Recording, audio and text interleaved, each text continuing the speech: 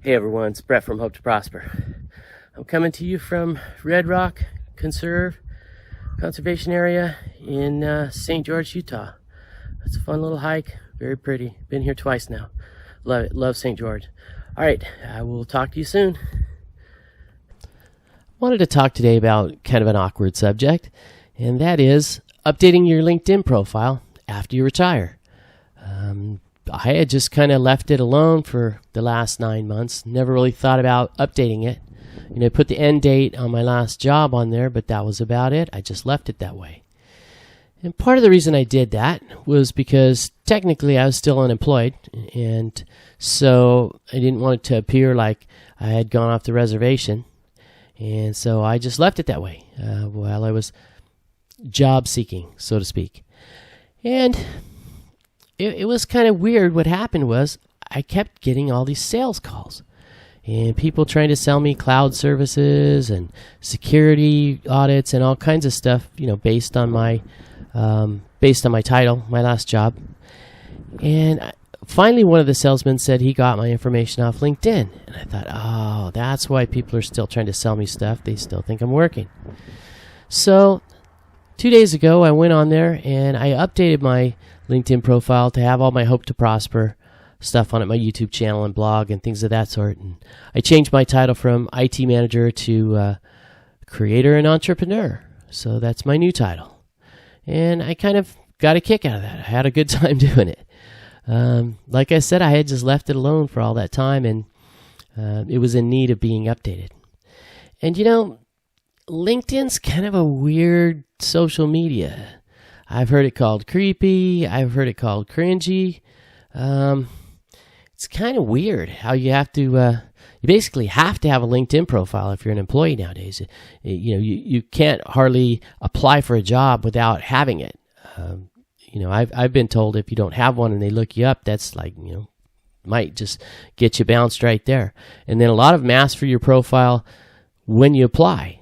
So when I was applying back when I was unemployed, it was weird. I had to give them my LinkedIn profile so that they could look up my stuff, which I thought was kind of weird.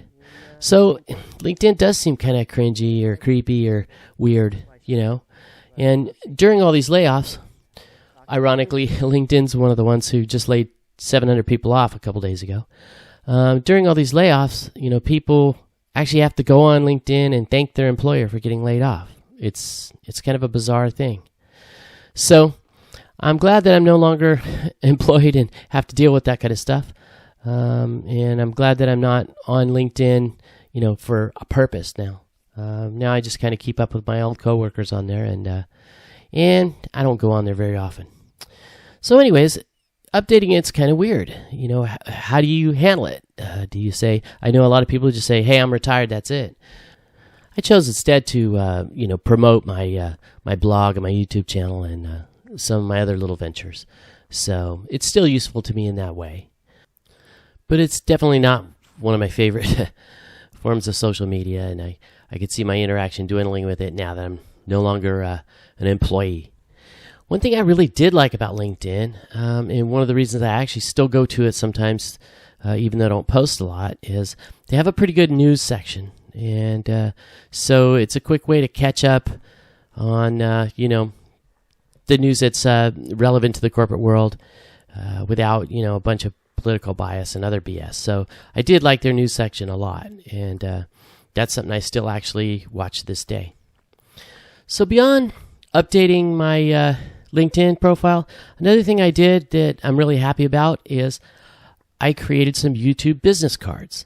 And that was kind of fun. I actually, I went on Zazzle and I wanted one with a QR code.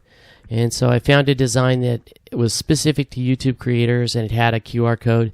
And it was just fun. It was fun to, have something that I could just hand to someone. I have a lot of people ask about my YouTube channel, friends and family and such. And they'll say, oh, you have a YouTube channel, this and that. And I'll tell them the name of it, but that's going to go poof, gone.